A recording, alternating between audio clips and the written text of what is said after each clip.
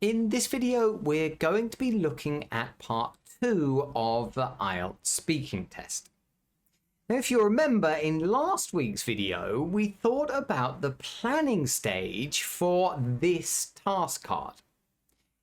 This week, we're going to think about how to give a nice full answer. I'll be showing you a really high-level sample answer for this task card that follows the plan that we made in last week's video. Now, if you haven't seen the plan, then it might be worth looking at that. But in this video, we're going to be following that plan and giving a nice full 2-minute answer that covers every point on the task card. If you remember, the task was asking us to describe a tourist attraction that you enjoyed visiting. And it's got those 4 cues. What the tourist attraction is, when and why you visited it, what you did there, and explain why you enjoyed this tourist attraction.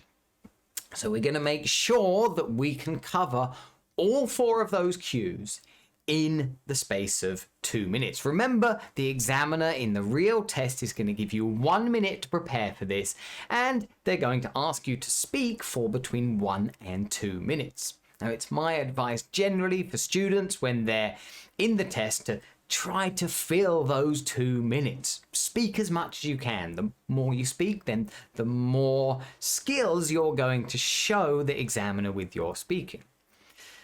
So really, I think it's time to get on with the sample answer.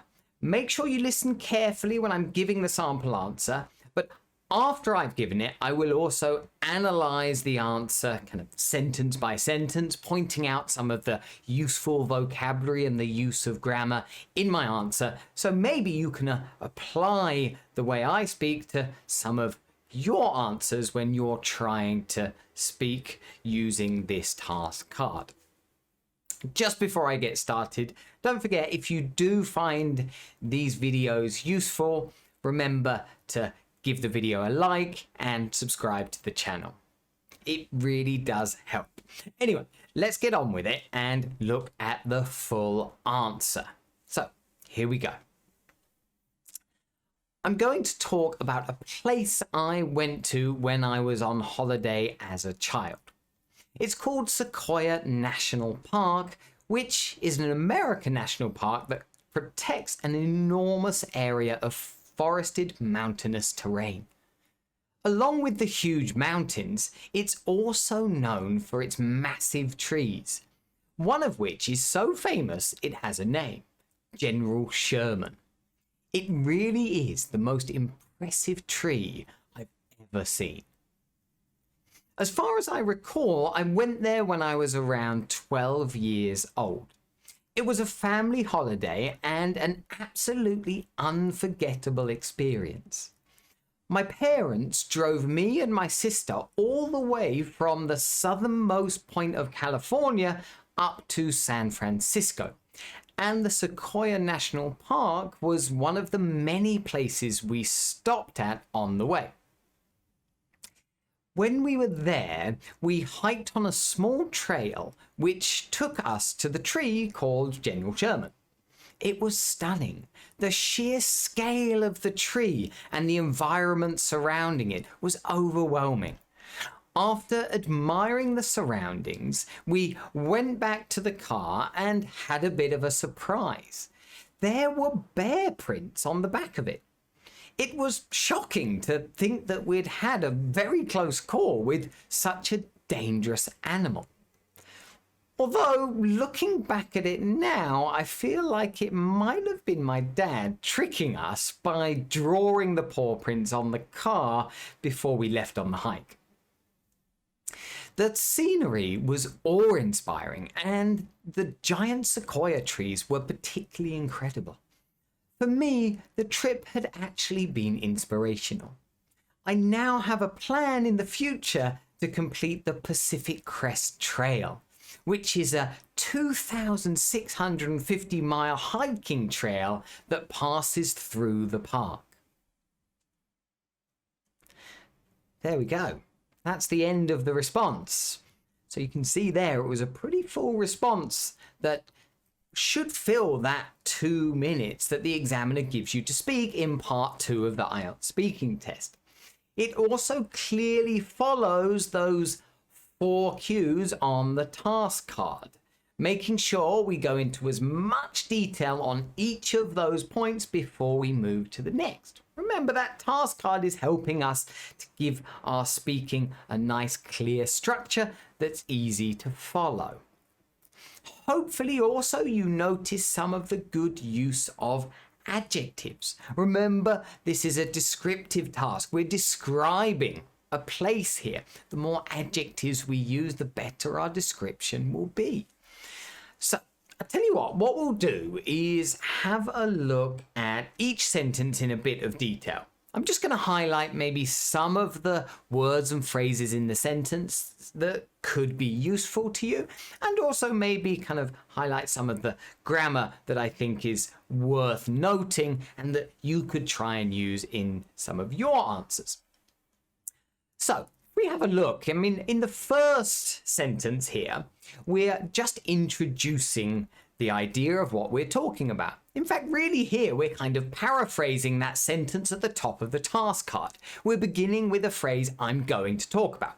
Nice phrase to begin. You don't always have to begin like this, but it's quite nice. It's showing a certain verb tense here. We're using a future tense phrase here, I'm going to, and then plus the verb. So nice way to begin. And of course, we don't want to copy the words of that first sentence. So we've said, a place I went to when I was on holiday as a child. So rather than copying the words tourist attraction, we understand that it's a tourist attraction. We show that because it was a place I went to when I was on holiday. Well, that means, of course, it's going to be a tourist attraction.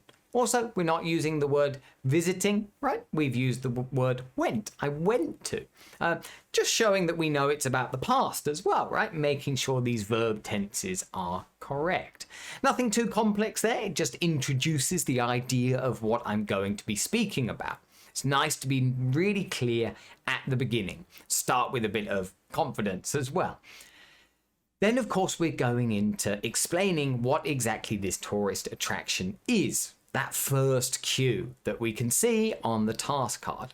So we go straight ahead and we give the name of the place, right? You can see there, it's called Sequoia National Park. Nothing too difficult there. But look how here I'm linking my ideas, which is to explain it in more detail, which of course is referring to the park, which is an American national park. And then we say that protects an enormous area. Nice use of adjectives here. I mean, we could just say a big area, but we've been more imaginative with our choice of adjective. This is important, right? Showing your range of vocabulary to the examiner. Enormous area. It's just meaning very big, but rather than saying very big, we're showing this variety of vocabulary.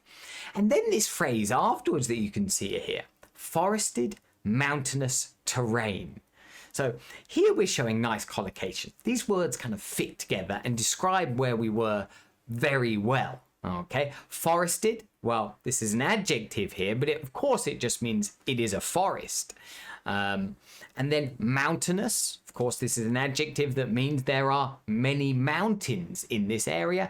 And then terrain, well, this is just the type of surroundings we have here. We're using the word terrain instead. So lots of variety with vocabulary already. Then if we look at the next sentence, we're going into more detail. We use the phrase huge mountains. Now, again, we don't want to repeat the word enormous, but the mountains are enormous, so we need to use a synonym. Here we've got the word huge. Again, we don't want to go with those really common words like big. Everybody knows big. We're being a bit more imaginative. We're using the adjective huge. Huge mountains. There's no repetition really there because, of course, I used mountainous in the previous sentence, which is the adjective, and mountains in this sentence, which is a noun. It's also known for its massive trees. Okay, so there's quite a nice phrase here at the beginning. It's also known for. Now, of course, we're using passive here, which again is showing a bit more complex grammar that we need to be showing the examiner, and it fits the context. It's very common. When we're talking about places, we want to say what this place is famous for. Well, it's also known for its massive trees. Look, another adjective which kind of has a similar meaning, right, to enormous and huge. But here we've got the word massive. Massive trees. Really big trees. And if you Google these trees in the Sequoia National Park, you will really see that they are massive. I've never seen trees this big. I'm sure these are some of the biggest trees in the world. Anyway, so there's that sentence. Again here, hopefully you're seeing the amount of variety in the vocabulary and a good use of grammar as well.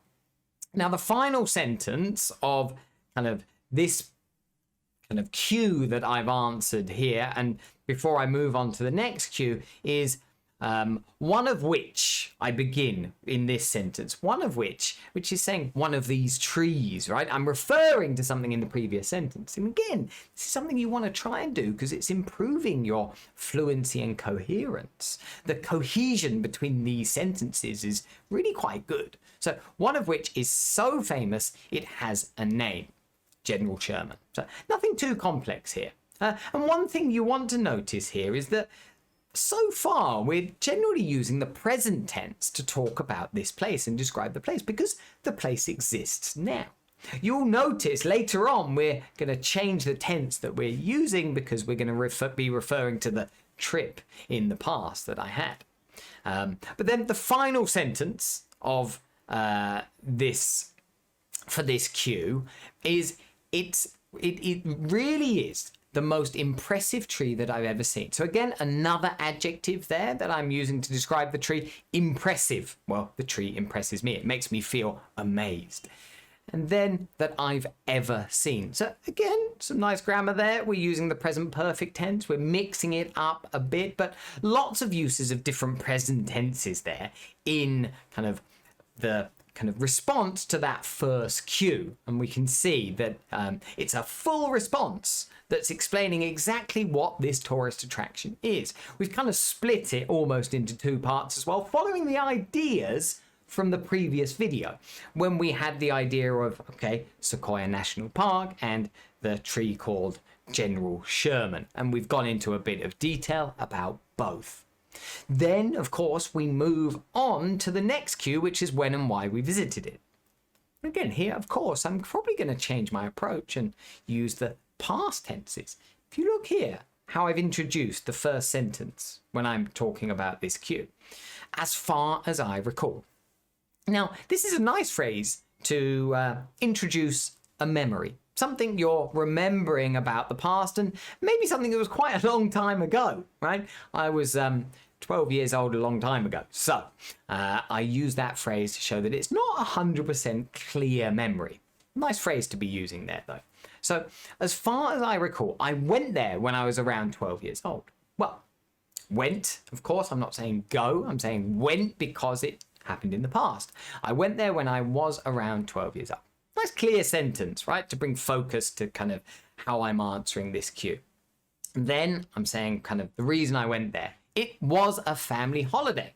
Again, being consistent with the past tenses there. It was, not it is, right? It was a family holiday and an absolutely unforgettable experience. Some nice vocabulary there, good collocation, right? An unforgettable experience. These are two words that fit together very well. You know, it was this really memorable occasion. And again, I use the adverb to make it even stronger. It was an absolutely unforgettable experience. And then I move on, go into a bit more detail. My parents drove me and my sister all the way from the southernmost point of California. Now, of course, drove, not drive. We're focusing on the right tense there. And also there's a nice phrase here, the southernmost point of California. Okay, so this is basically as far south as you can go before you hit Mexico, right? The southernmost point. It's a nice way to describe this kind of area right? In any place, the southernmost, you could use the opposite. If you're talking about the opposite, it would be the northernmost, right? Again, westernmost, easternmost. We can use it for all directions of California up to San Francisco. And then we haven't finished there, right? We kind of say that Sequoia National Park was one of the many places we stopped at on the way. And again, consistency, stopped at, right? You can see there it's got ed on the end of the verb to show that it's the past tense. We're showing off the pronunciation there of the consonant cluster at the end of the verb as well, which is not so easy to do. So there we go. That is the second point that we've kind of described in detail there. And then we can move on to the next cue in the task card, which is what you did there. And again, there's quite a lot of detail here. It's almost like we're telling a bit of a story. And that's often a bit of advice I give to students in part 2, right? If you can, tell some kind of little story about that connects with the topic card. So you can see here, we begin it by saying, when we were there, we hiked on a small trail, which took us to the tree called General Sherman. So nothing too complex here. Okay, again, we're using the past tenses. We hiked on a trail, got the ed ending on the end of hike there. A small trail, okay, another adjective there, nothing that impressive, but we're still using adjectives because we're describing things.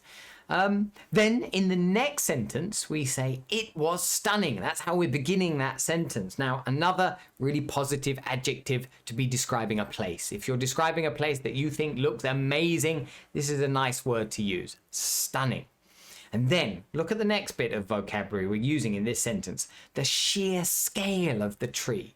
Now, when we're thinking of the way that this phrase, sheer scale, or these two words are working, basically the idea is saying the massive size, the big size of the tree. Again, we don't really want to repeat any more of those adjectives we've already been using to describe the size. So the sheer scale is a nice phrase to use here. The sheer scale of the tree and the environment surrounding it was overwhelming. Another nice adjective to describe these kind of amazing looking places, an overwhelming feeling that you've got when you visit this place. So then if we go on to the next sentence, after admiring the surroundings, we went back to the car and had a bit of a surprise. Nothing too complex there. We've got a nice verb, admire, to admire the surroundings. It shows that it's just a very impressive place. Also, we'll notice there, actually, with this sentence and the previous sentence, we're using the same word, but in a different way. We're showing flexibility because if you remember in the previous sentence, we used the word surrounding as well. But of course there, we're using it as a verb in the previous sentence, but in this sentence, we're using it as a noun with an S on the end. So we're showing that we understand this vocabulary quite deeply and we can use it in different ways. So although it looks like a bit of a repetition, it really isn't. It's showing flexibility. So there we go. And the next sentence, there were bare paw prints on the back of it. Well, it is obviously the car. We're referring to things. Again, it's this cohesion between the sentences, which is really quite good in this answer. It was shocking to think we'd had a very close call with such a dangerous animal, right? We're using this phrase that we thought of in the previous video when we were planning, a close call. Now, some of us know the word call as something we do with our phone, right? But here it's got a bit of a different meaning. A close call would mean basically like an experience you had that could have gone a lot worse, right? It could have gone badly. It would be a close call. Like if you cross the road and a car almost hits you when you cross the road. Well, that would be a close call. So a nice kind of idiomatic phrase to use there, which again is something we want to be doing, right? In the IELTS speaking test, showing you have this really good knowledge of English vocabulary. And then in the final sentence that I give for responding to that third cue, what you did there, I say, although looking back at it now, I feel like it might have been my dad tricking us. Now, of course, here, nothing too impressive there, but of course I'm contrasting with the word although, kind of linking the sentences. And the tense I'm using, it might have been, right? And again, this is actually, most of the time we're just using the past tenses, aren't we? But of course, this is the present perfect, right? It might have been my dad tricking us. My drawing the paw prints on the card before we left on the hike. So yes, showing that I'm a bit uncertain about what happened in the past now, right? It could have just been my dad trying to trick all of us, but there we go. So you see, we got another paragraph there, basically, where we're kind of going into a bit of detail on that third cue. It's basically how we should be looking at it. Each of these cues deserve like a whole paragraph of information, right? It's this thing that a lot of students that I have this problem where maybe they're giving too short answers where they don't go into enough detail on each of those cues, and you can see how I'm doing that here. But finally we have this last cue, right, which is explain why you enjoyed visiting this tourist attraction. So it doesn't go into too much detail here, just a few sentences, but again, more adjectives, right? You can see here in that first sentence, the scenery was awe-inspiring. Ooh, nice adjective there. Basically, really just to say that it was incredible, amazing, right? But we want to show this variety of adjectives. And the giant sequoia trees, well, again, we're using the word giant, which we didn't use before, right? It means very, very big.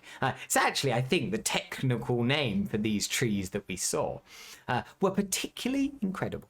So again, the word incredible, meaning amazing, using an adverb before it, particularly incredible. Just describing things more and more. Then if we look at the next sentence, for me, the trip had actually been inspirational. So that's a nice adjective which is connected with feelings, isn't it, right? Why we enjoyed it. It's inspirational. It has inspired me. It's made me want to go and do something more that's connected to this trip, right? It's been inspirational. So then I explain that a bit more, right? Just to show that I really understand the meaning of that adjective. It's always a good idea to do that if you're using adjectives, to show you really understand them. So you can see there in the final sentence, we said, I now have a plan in the future to complete the Pacific Crest Trail. So to complete a really long trail. This is a massive trail, right? And I've explained that afterwards, right? Which is, look, we're linking it again, similarly to how we did in, or what we did in that, kind of one of our first couple of sentences, which was describing the Sequoia National Park. But it's a way of linking things, making our speech sound a bit smoother. So, which is a 2,650 mile hiking trail. So yeah, you can see a really, really long trail. It takes months and months to be able to complete this trail.